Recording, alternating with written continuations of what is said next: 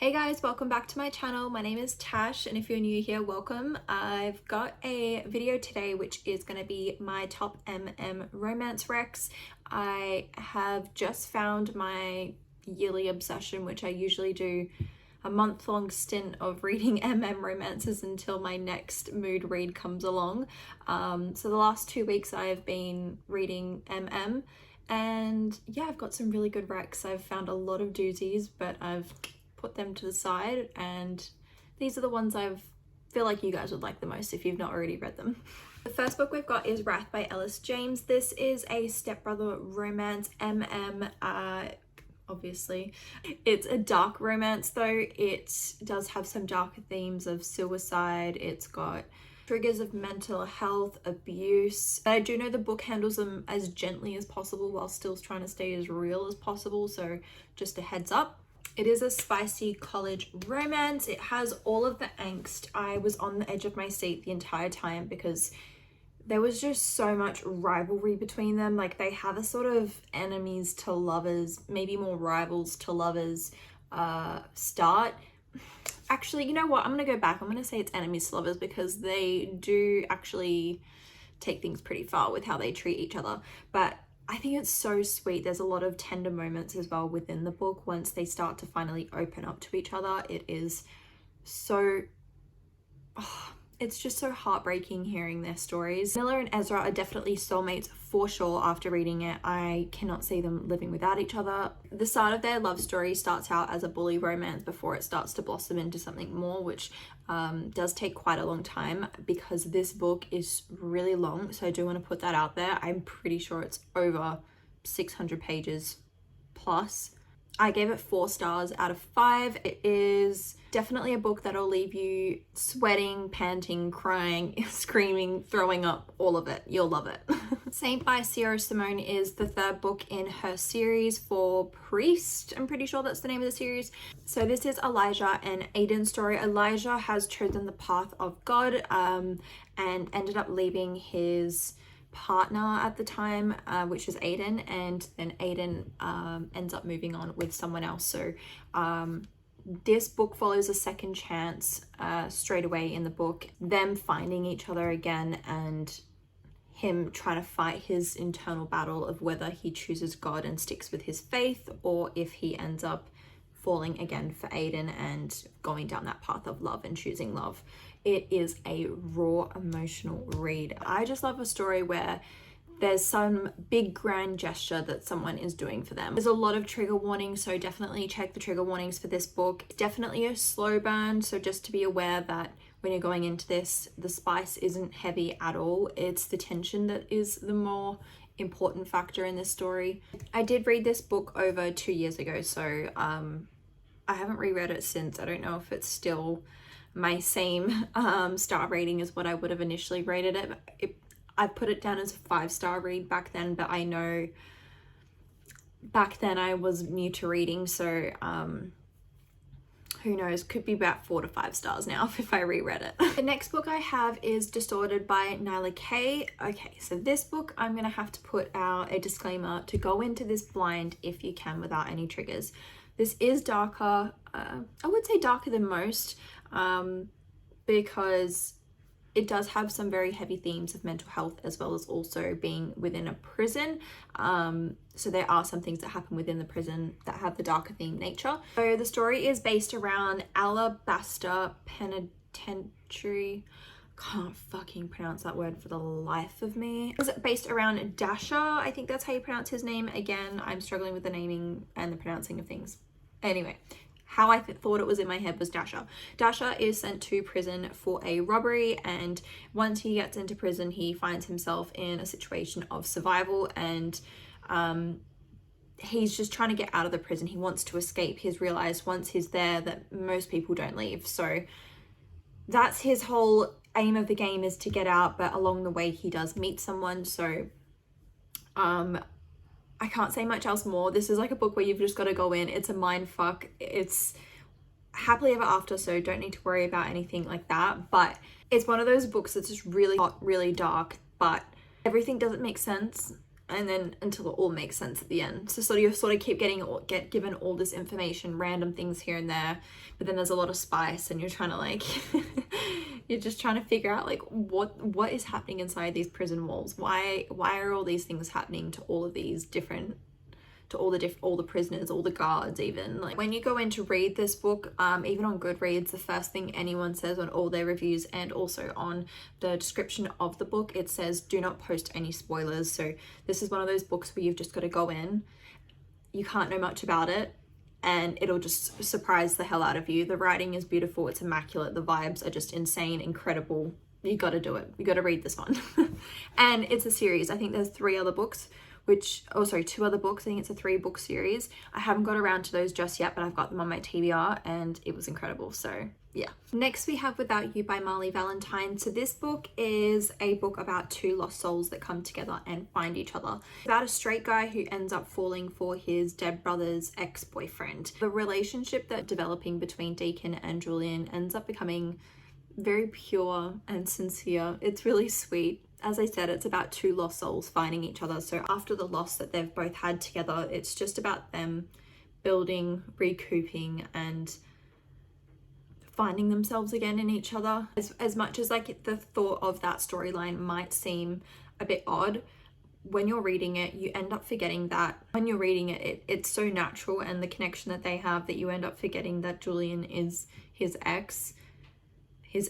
brother's ex. It's them finding that unconditional love which they can't find in anyone else, and they have such deep feelings towards each other.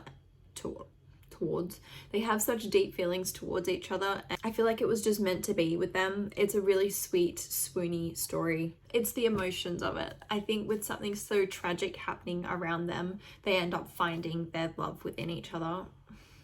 I was very pleasantly surprised by this book and the characters in it. It's very emotionally overwhelming, and I highly recommend it.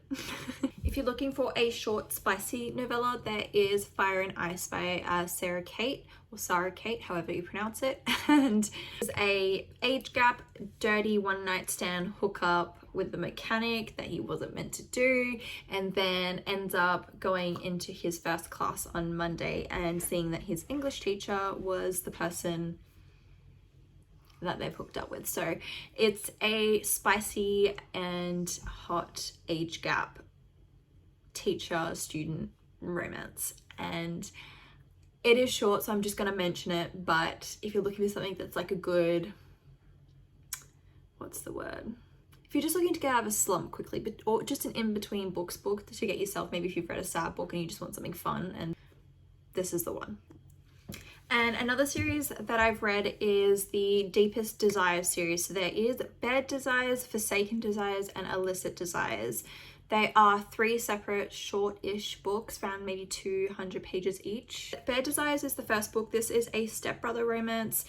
They are all interconnected, probably could be read as all standalones as well. It is angsty, it's emotional, it's steamy. Luca and Branson have they've got the gay for you. They're gay for only that one person, and because it's the forbidden aspect of them being stepbrothers, the tension is really there. You can feel it. Forsaken Desires follows Knox and Aston. This is a enemies to lovers. Their whole relationship, their whole enemies revolves around one secret that they both share with each other.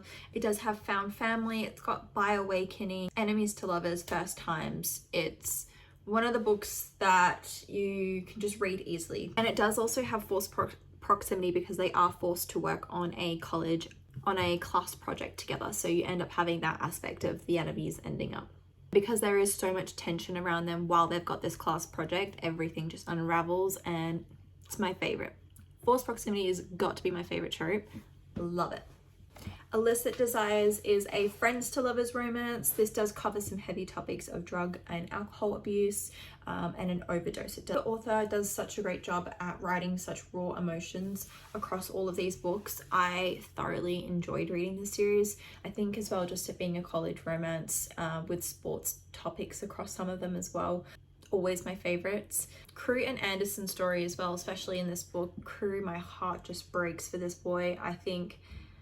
I still think about him sometimes. Like, it's one of those stories that it just sticks with you for a bit. Ashley James did a really good job at writing this series. I highly recommend. I did give all of these books 4 stars across the board, and I read them midway through last year. So Iced Out by C.E. Ricky, and I've got Don't You Dare by C.E. Ricky. They're both quite similar. They have aspects of the I dare you to do this sort of thing. Aspen and Keen have a Don't You Dare saying, so they are friends to lovers. This is them growing up together and then going to college. They're dared at a party to kiss each other. They don't back down to a dare, and then from there their Don't You Dare saying ends up being their way of pushing boundaries with each other. So say if they wanted to do something with each other, they would say don't you dare and make it into like a little joke, and then they couldn't back down. So it's quite funny. I think C.E. Ricky, with her writing, she is really good at writing spice. So if you're looking for really good steamy books, these are the books to go for. Definitely Don't You Dare and Iced Out. Loved them. They were really good. Iced Out is again another similar vibe. This is Quentin and Oakley's story. Iced Out, this is a hockey college romance this time. I think Don't You Dare was baseball. They are rivals on the same team. So at a party, they're bickering quite a lot and end up trying to prove each other wrong, because that's what they do. They just bicker, end up having like a bit of a taunt with each other about who would be better in bed, and it ends up having Oak leading in Quentin into the bathroom to then, you know, find out who's right in what they're saying. The following day, subsequently, they end up winning their game together, and they're quite superstitious, so they say, I have to continue doing this now because, you know, we won the game, and they always follow the same rituals before every game. So they agree to do this, even though they're still not quite friends. They're still rivals in a sense. So it's quite a fun read. The same author. I am reading C.E. Ricky's other series, which I believe came out in 2020. This is her River of Rain Duet. So I have just finished book 1. I thoroughly enjoyed it. I gave that 4.5 stars. I've just started book 2. I just wanted to mention it in here. So this is a bully / enemies to lovers college football romance. So I think what I love the most is that it's a consuming toxic book where they're just so back and forth. There is topics of homophobia mentioned in here, so I do want to point that out. So definitely check trigger warnings for this one. It does have darker themes, and I think that's what I really like about it. I think the darker themes is what's keeping me really interested. I don't like the fluffy and sweet books. I'm not a fluffy sweet reader that often. I need those grittier topics. So so far I'm liking it, so I just wanted to mention it. But yeah, I'll let you know once I finish book 2 if it stays on par, because sometimes it can fall off. The next 2 books I have are a duet, and this is the duet I have to highly recommend out of this. This is a author I have just found. I'm obsessed with her writing. I cannot deal. So this is Jessie Walker. So this is the Lost Boys series. It is a continuing series. The first 2 books are a duet. We've got book 2.5, which is a novella of theirs, and then it goes on to book 3, which is going to be a couple that you meet in these books. But I think there's also going to be a 4th book, so I'm super excited. I cannot wait. So the first book is Where There's a Will and If There's a Way is the second book. This is a small town romance, follows Will and Way.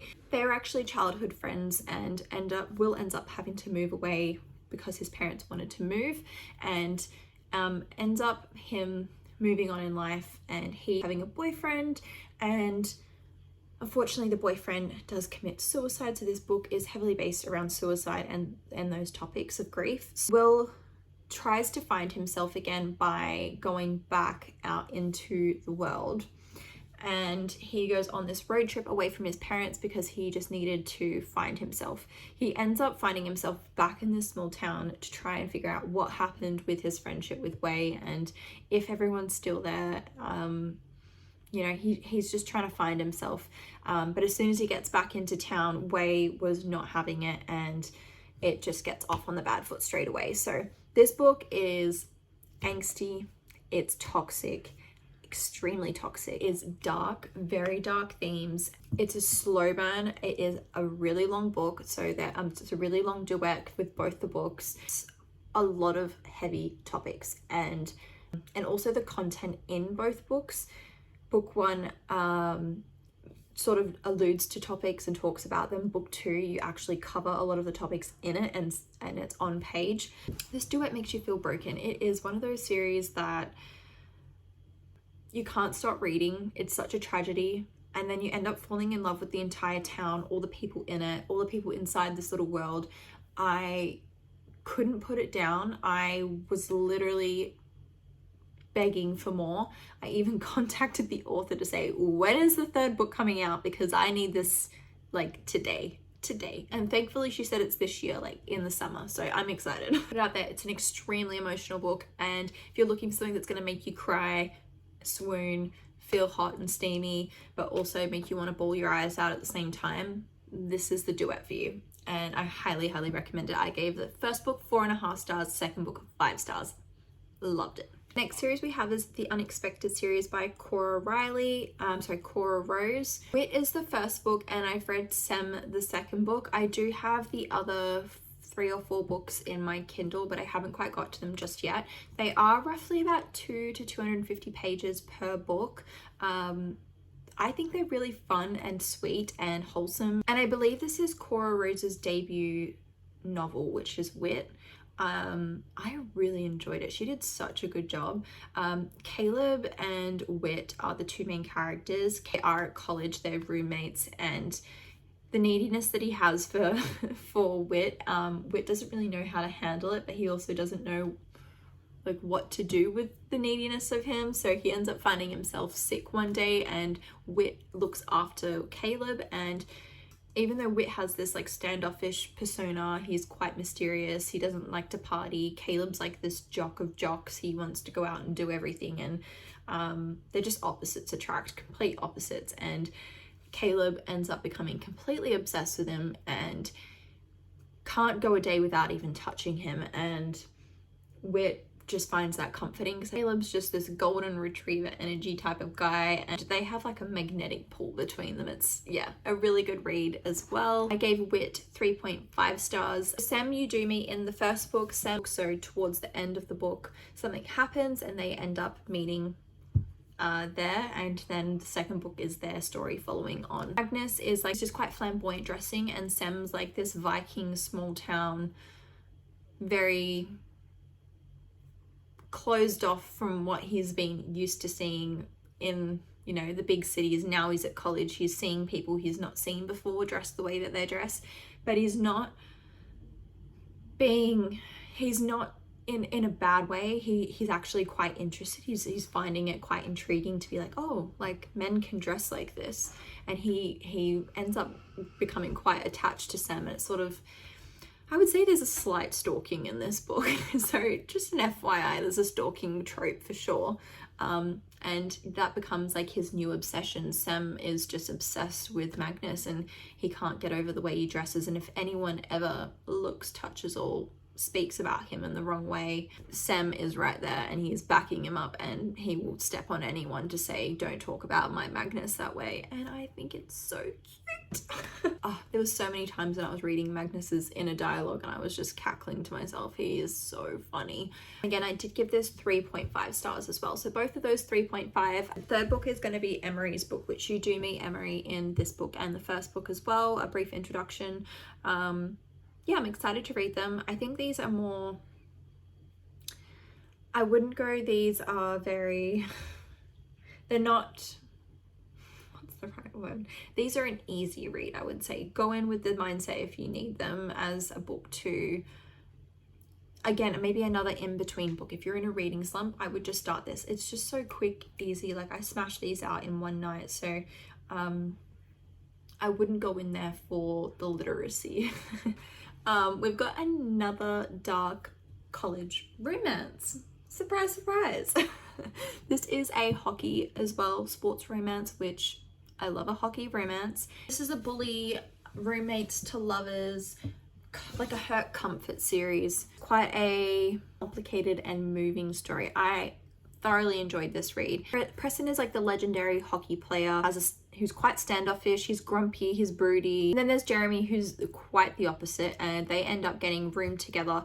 With Preston's dark secrets, Jeremy is there, he's trying to help him, he's trying to bring everything to life and sort of help him out, and he's determined to help try and be that escape person for Preston. He wants to be the comfort for his hurt. Preston is quite a complicated character. He does have a really traumatic upbringing and also current upbringing. Darker aspects are handled quite well in this. I thoroughly enjoyed how they were written. Yeah, overall, this would be like, this is definitely an opposites attract romance. Without a doubt, a very complex story, but the author has written it so excellently.